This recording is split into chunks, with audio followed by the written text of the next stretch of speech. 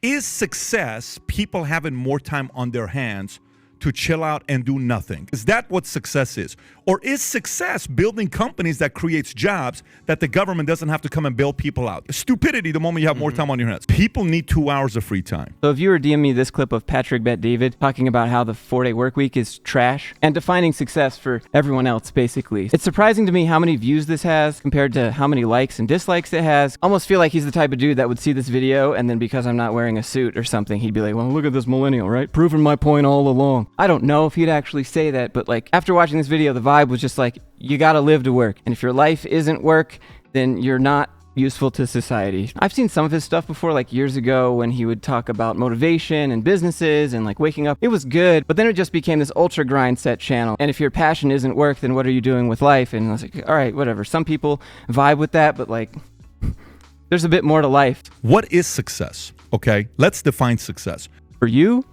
For me, he doesn't really specify, so let's assume for everybody, which I don't think is fair to do. Not everyone has the same goals. But then he begs the question of, is success people having more time on their hands to chill out and do nothing? Maybe, yeah, for some people, totally, that's their goal. Like, isn't that why a lot of people retire early? So they can spend more time with their family? And I feel like most entrepreneurs like you would say people who retired early are successful. Is that what success is? Or is success building companies that creates jobs that the government doesn't have to come and bail people out? There's always a third option.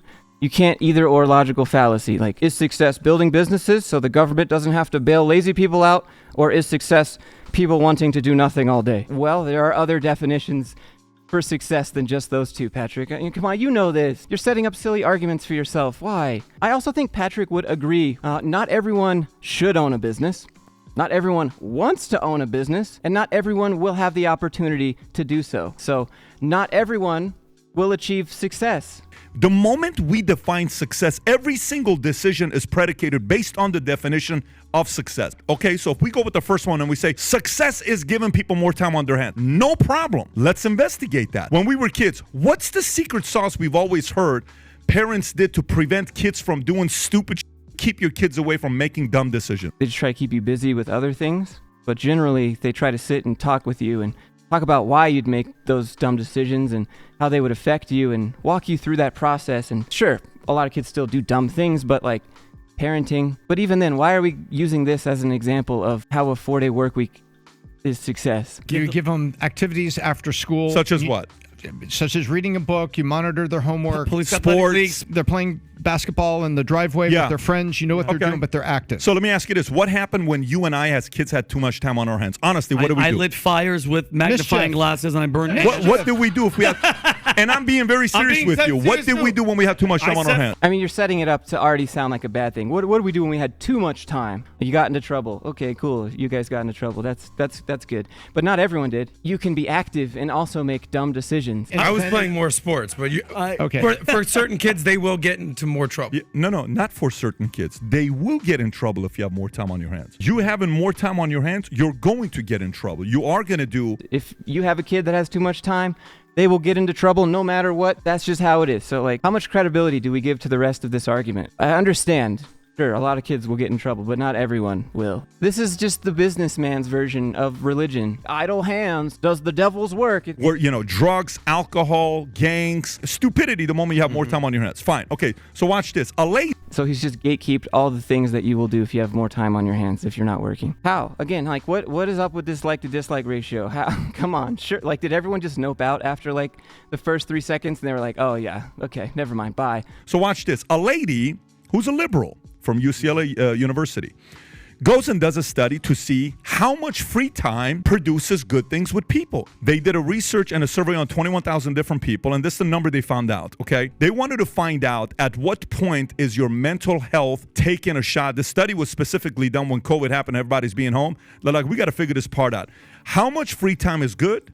How much free time is bad? Yeah, hold on. If you're going to predicate your argument on a specific time in history when everyone was locked in their houses, then wouldn't you think the results now might be a little bit different now that people aren't as locked into their houses and cities as they once were? It's definitely going to have a bias. But also 21,000 people doesn't mean that everyone will respond the same way. And you don't even show the study. You don't show the person who does the study. You link the study. Can I at least find the study that you talk about? No study in here. People need 2 hours of free time. Why? to be able to go out there and do their, your chores, pay the bill. That's not even free time. If you're going out there to do chores, okay, you're doing chores. You're going out there to pay bills, great. You're running errands to pay bills. That's not actual free time. Maybe to you, in your world, where work, and if you're not, then you're the definition of failure. Go get the haircut, go do the shop, and all this other stuff. If it's less than 2 hours of free time a day, they have stress and anxiety. It's not good for them. Gotcha. She said the moment it went to 5 hours of free time, stress and anxiety went up. Why? Because you started realizing, am I not valued? Hold on. People with 5 hours of free time suddenly become insecure about themselves. I just don't think that's true. I really don't. These are pretty big claims to which you don't link the study, which the study has a very heavy bias. Am I not important? Can you not use me to do productive things? I thought the definition of success was to create a business. So hold on, we're just assuming that everyone is going to feel insecure in their job because their boss isn't telling them what to do? Are you serious? Really?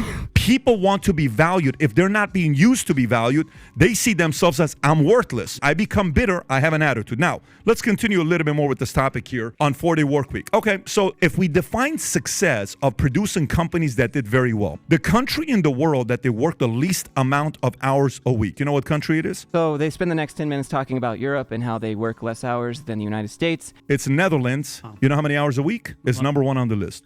29 hours a week is what they work. Hours aren't productivity necessarily. You can get a lot of work done in a small amount of time. Define success as production that the world benefits from your innovation.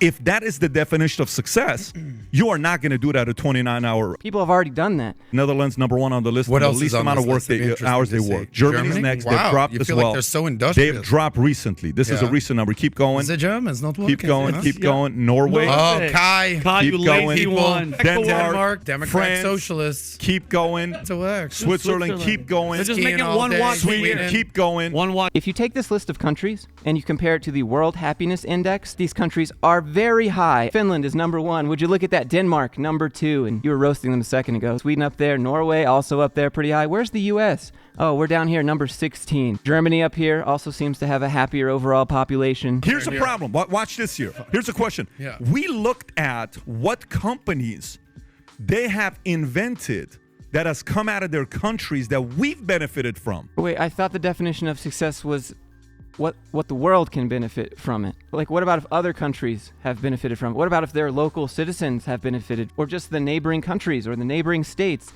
Is that not enough? They have to benefit you here in the United States specifically for it to matter? That's the definition of success? Europe can work as little as they do is because we innovate, they take advantage of. Wow. We fund NATO, they sit around and don't do shit.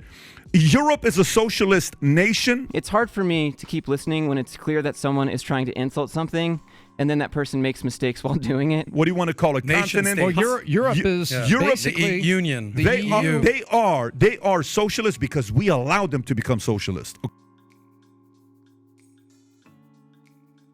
I mean, that is a bold statement. Fun fact, Switzerland's not part of the European Union. Yes, they are in Europe, but I think that you would agree that Switzerland does a great job at hiding a lot of money for big, influential people that are usually politicians and big business owners. I don't know why you'd want to roast Switzerland like that. Let me go to the next one here. Some industries 4-day work week works. Not all industries it does. There's another one. If a company has been around for 100 years, it's a $100 billion company, they don't give a work 4-day work week. They're already working 4-day work week. There's so many executives. And I remember one insurance company, there was a guy that was making a fat salary with this. Yeah, that's what people do. The minimum amount of work and try to collect the most amount of money, and business owners try to pay them the least amount of money to get the most amount of work. Like, you should know this as a business owner. You don't have to walk us down this road and tell us the story. You could never get a hold of them. You could never do anything with them. Never called you back. Never did anything. Work from home is making $500,000 a year, not doing shit. One day we had a meeting. I think you were part of that meeting. Do you remember what happened? I just can't imagine like being at dinner with this guy. You'd want to talk about something interesting that happened that day, and it would turn into this. Very heated meeting. Do you know which one I'm talking about? Yes, I do. Where I said, why the hell are you giving me a rep like this that doesn't do shit? Let me tell you, doesn't call me back, doesn't do the guy got fired, okay? And he had to leave, and he called me and says, what I have to do? I can't, nobody can ever get a hold of you. There are a lot of major companies you can do the 4-day work week, maybe even mid-size. There's no way in the world you can do 4-day work week in a startup. No way. I think Scroll would like a word with you, Patrick. Scroll has a 4-day work week, which means you get 52 Fridays off per year. You're paying people 20% more for the same 40-hour work week. We're not going back, I guess, to 5 days. And they seem to be having success with it. When you speak in absolutes like this, you just make yourself look like a fool because there's usually an exception to the rule. That wasn't supposed to rhyme, but you're welcome for that piece of life advice. How the hell are you going to do a 4-day work week in a startup? You're not going to do it. So here's the point. I love it if they convince people to voluntarily go to a 4-day work week, because the people that are going to voluntarily do 6-day work weeks, game over. All the 4-day people go to the 4-day companies. All the 5-6-day people that want to go take over the world and make this and do something impactful, come to us. It's up to the management people to promote those people and reward them for working 6 days a week. Just because they work for someone more doesn't mean they will be rewarded more. It's so out of touch, dude. This is like more out of touch than Dave Ramsey. It's crazy.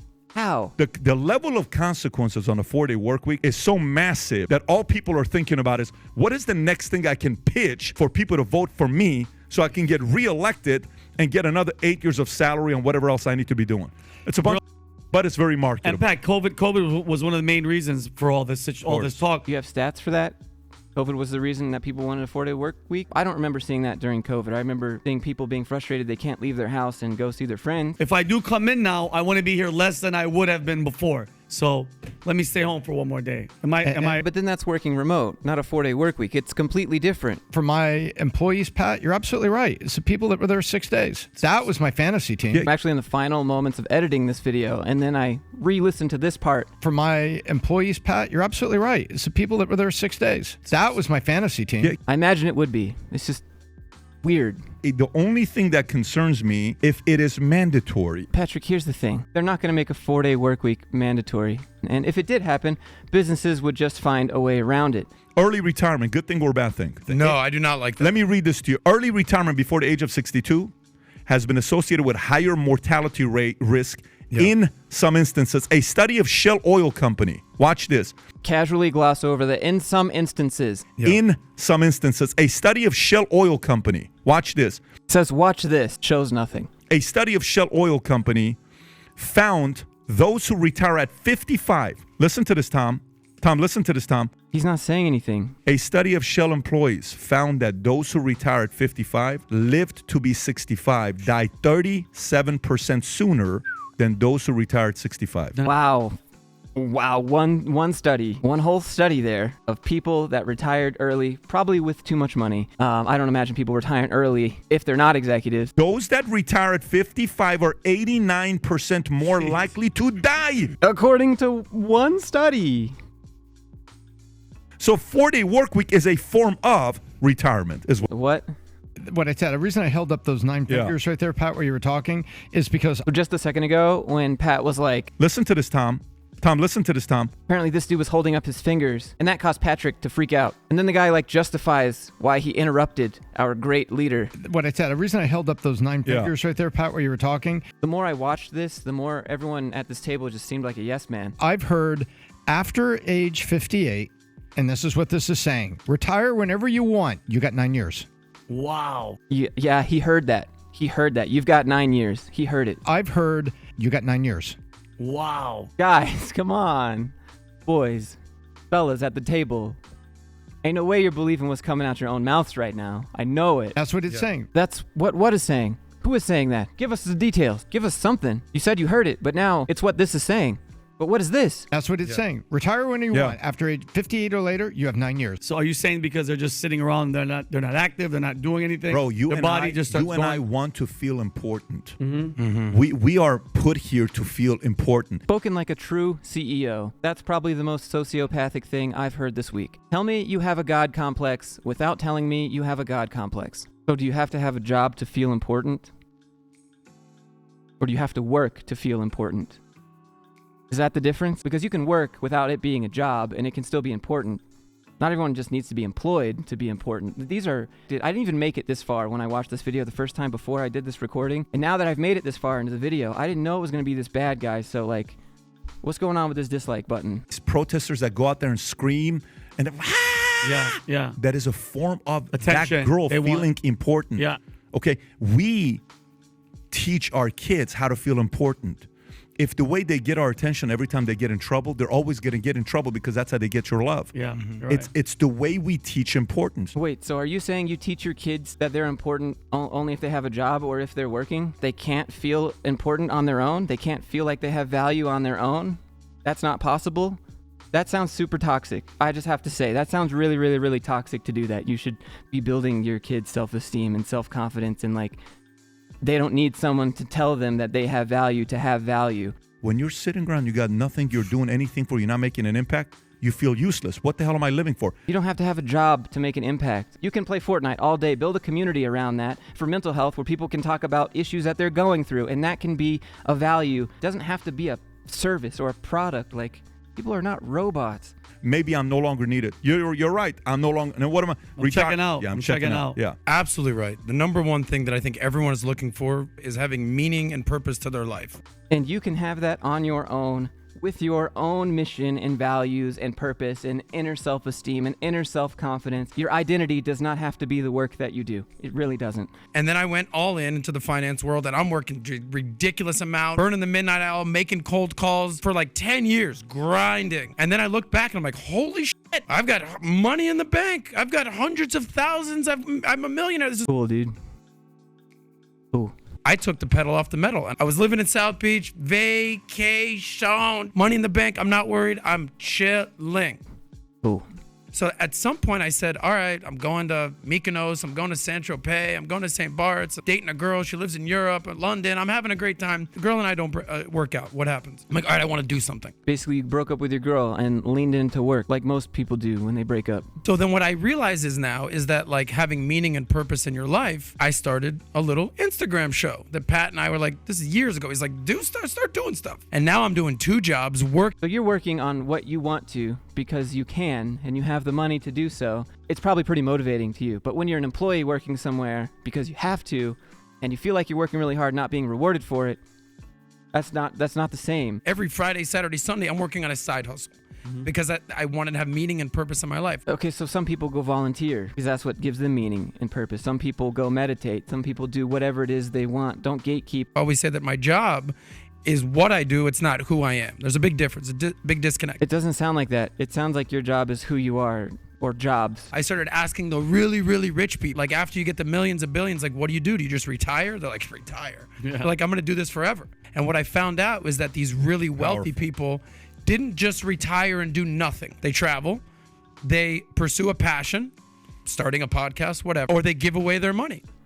They traveled and pursued a passion and gave away their money. That doesn't sound like work to me. And they donate their money. Why? Because they want to leave a legacy. So there's different phases. Everyone has chapters in their life, whether or not they recognize it. Even if they're not running their own business, they go through different career choices. Oh, I want to do this job. Now I'm going to go do this instead now. Like, I don't know what my purpose is. Everyone goes through chapters. Everyone slows down and speeds up. This isn't exclusive to entrepreneurs. You ain't doing shit. All of a sudden, 4 years went by. Yep. Not 4 years went by. Waste of a life.